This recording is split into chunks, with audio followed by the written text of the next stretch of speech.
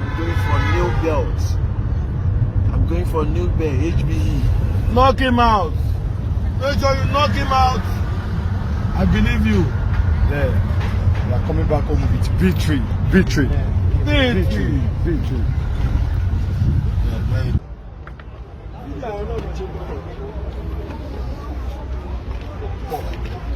We have land. Champion, more belt. More belt to win today. Champion. More bet to win today. I wish you good luck. I have seen him. Love you. Love you, guys. You are winning. Champion. My brothers.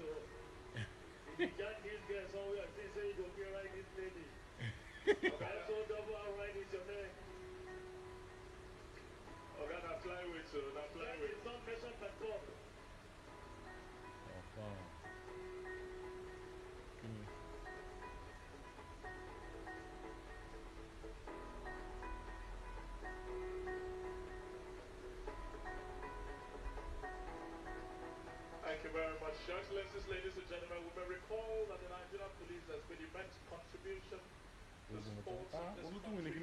sports and sporting excellence cannot be complete without mentioning that the very first ever individual Olympic gold medal in this country was won by a policewoman so very many years ago, setting the tone for very many others. Ladies and gentlemen, please put your hands together one more time for Corporal Abbey Yetunde, the police sports person of the year. Thank you very much. We will also invite Constable Tomapa Gripa, one gold medalist in cycling and the African 200-meter sprint champion, and she is of force headquarters. That's the list of the medals that she's got there. Please put your hands together for Constable Tomapa Gripa. Thank you very, very much. Please. Then the third nominee, Corporal Collins, to be national swimming champion, is already away on another assignment in Russia. Now, one of the officers of Sports Secretariat will represent him to receive the award. Joe Matabo.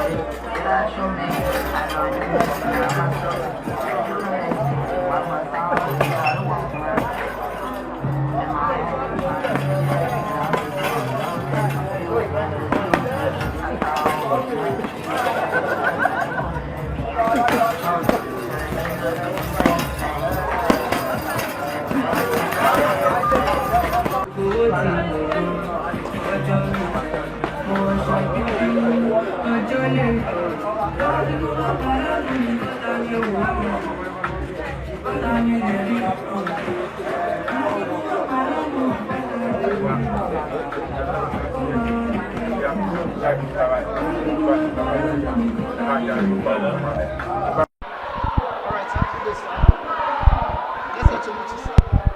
day. My name is Jude, the light heavyweight boxing champion of Africa. So what's your record like? My record is 17 winning, one loss, and 0 draw. 17-1-0. Okay, so how long have you been boxing professionally? My professional boxing was since 2012. Yes. So what is it like joining boxing sport at that age? Because 22, I think you have become a man. Of course, yes. So what is it like? What's the experience like? No, that is when I talk of professional. I enter professional. I was started boxing so very young from Benin, Ogbe Stadium. That was where I started my boxing for long. I'm into a lot of sports before. Finally, I'm into marathon. I'm into I win trophy in the long jump and triple jump. Then later I was even a goalkeeper to a club in Benin, Motek. So let me see. Yes, of course. Finally, I was doing up boxing also. Then finally, I choose to remain in boxing. Then I drop all other sports. Then I focus on boxing. Yeah. So far, so long in Nigeria, what can you say about boxing? Nigerian boxing.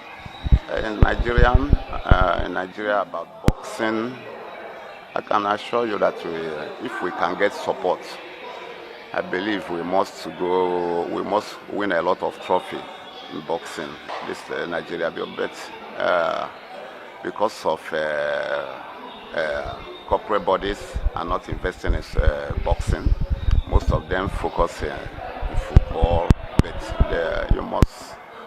we cannot forget that before we talk of sports in Nigeria, in those days, before football came up, it's boxing. Everybody knows. And if we talk of what is our big champion,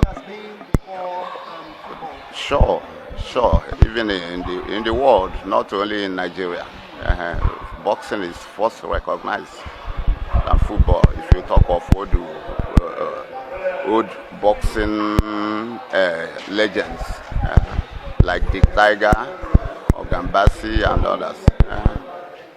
So boxing started since, and the people invested in boxing that time. So this time, because of the support, that's why I can tell you that boxing started declining. But for now, we have started getting a lot of promoters that are supporting boxing now. So boxing is coming up in Nigeria, which I believe in the future it will come back to its former standard.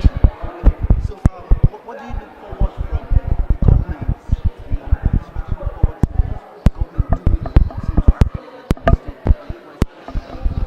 Normally, it's all these our boxers. When we have a lot of talented boxers, is to give them support. Some of them, they don't have any support, so even to materials for the training, they don't have. They are just managing. Even the transportation, they don't have. But if they can pick some talented ones and they give them support, like this Olympic, when the future Olympic that is coming in US, I believe we must go find boxing. We had been doing well in boxing, even those time of Peter, Konyegwachi and others, we did well. So I believe with support from the government, even the private bodies to invest in the boxing, it will help to bring back the boxing to its former glory. Yeah. All right, so enough of boxing. Let's talk about you and your next bout fighting on the 30th, which is tomorrow. Yes. All right, so what do we look forward from you? Let's say your opponents. I go for my winning. I believe I win the fight because I was notified of have the preparation since, and I'm ready for the fight. I prepared normally the way I used to. I have my complete training for the fight, so I'm ready to win the fight. So, at what point are you going to stop your opponent? Stopping him or you fighting? In boxing, my opponent is a good boxer too. So in boxing, a good boxer cannot say he's predicting stopping or knockout. You go for good fight. When the opportunity comes, that one you are not is at you're moving, the opportunity can come up. Then you end the fight. But if you prepare that you are going to end the fight, you can lose your guard and receive a bad return, which can put you down. That is why you don't prepare. You go with your normal guard and normal fight, and once the opportunity comes, you take the advantage immediately. That's it. So, are you a promoter? Is that correct? I've gotten my license as a promoter, but I've not started because I'm still boxing. I don't want to box and promote at the same time. But I have my license already, which I've acquired. I can start promoting at any moment. Yes. Are you looking forward to retirement soon? Sure, yeah, I'm looking forward to retire. So how long time do you think it will take before you retire? It depends because it's after this bout I will know.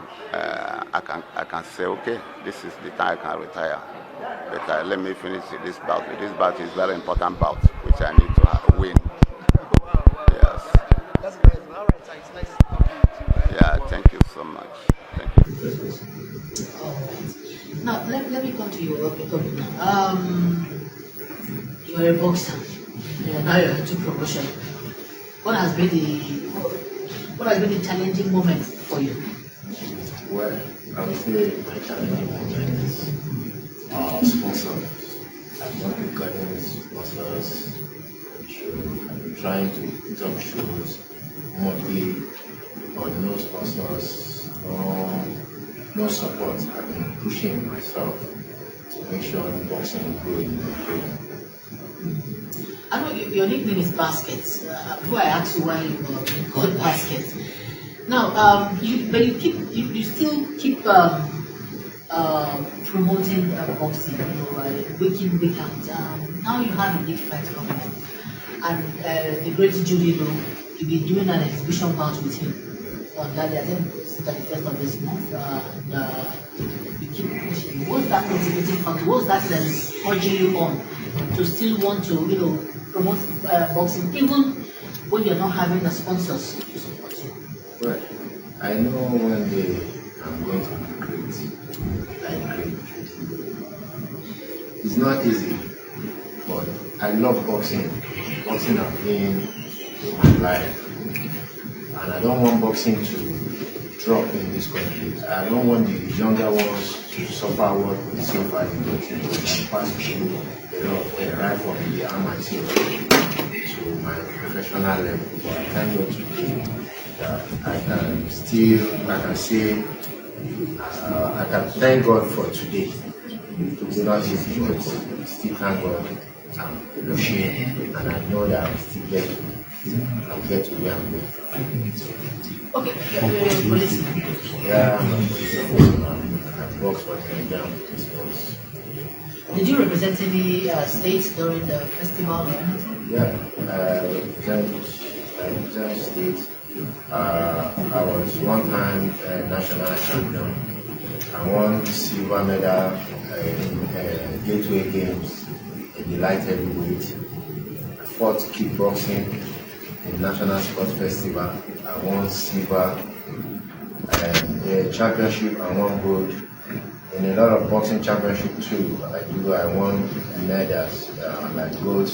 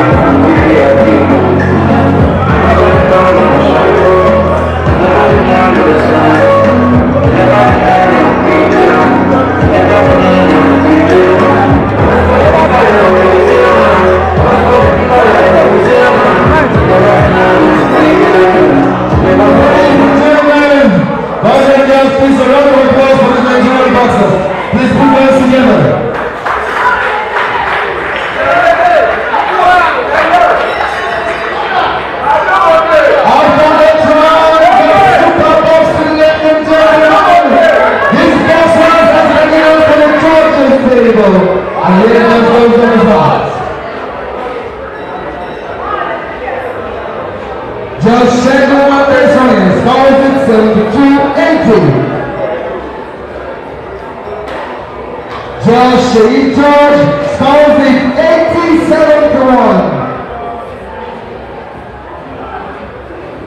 Judge Yetunde Alini scores it 72-80. Ladies and gentlemen, and your winner by unanimous decision,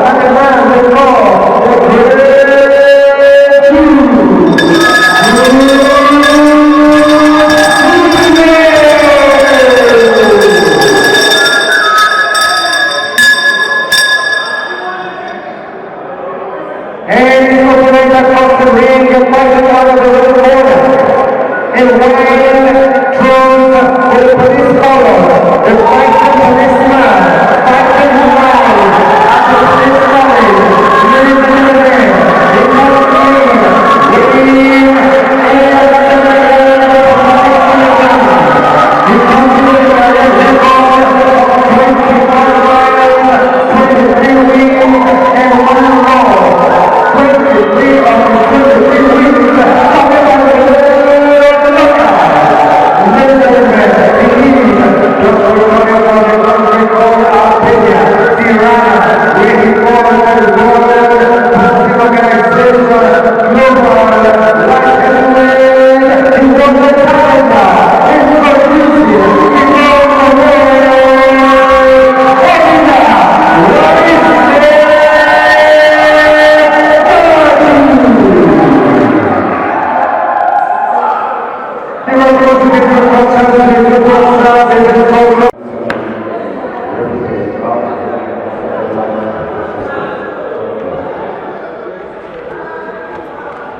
This bout is for 8 rounds of boxing.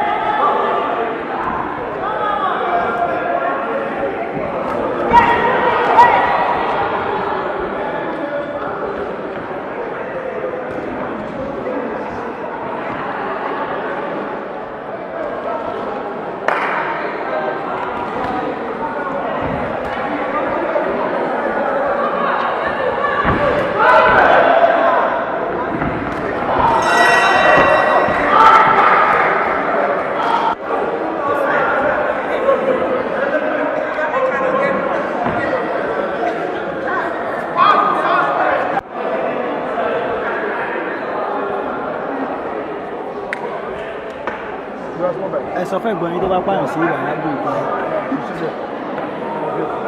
basket tó bá ti pààyàn ń gbé sọ̀rọ̀ tó mọ ilé ọmọ rẹ̀.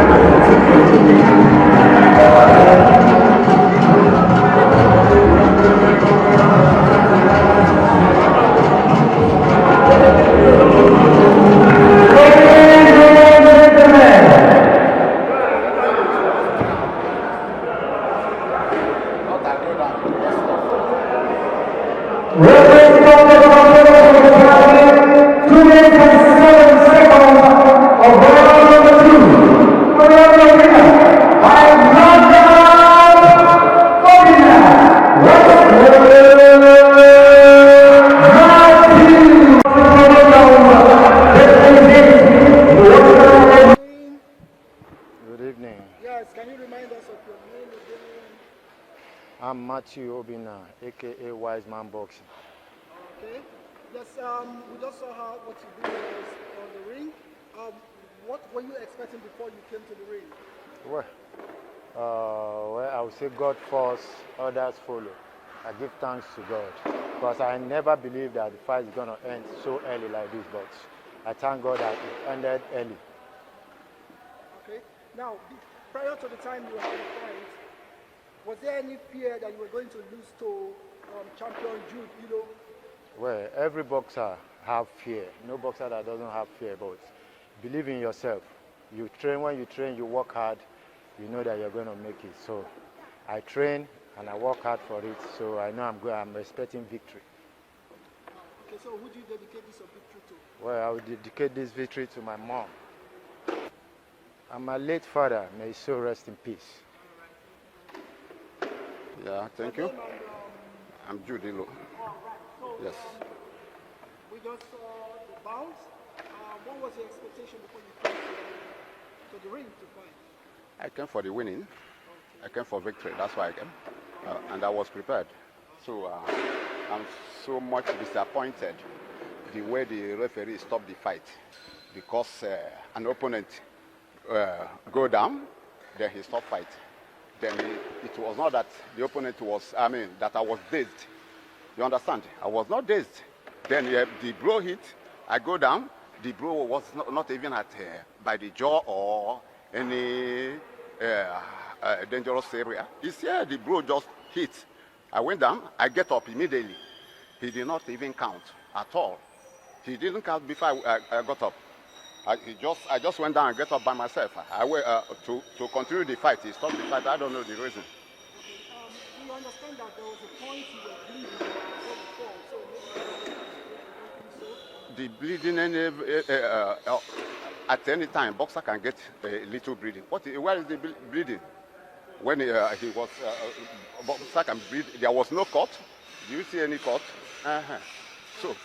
Sir, if you have a chance of having a return match with Sure, that is what that's what I need, of course.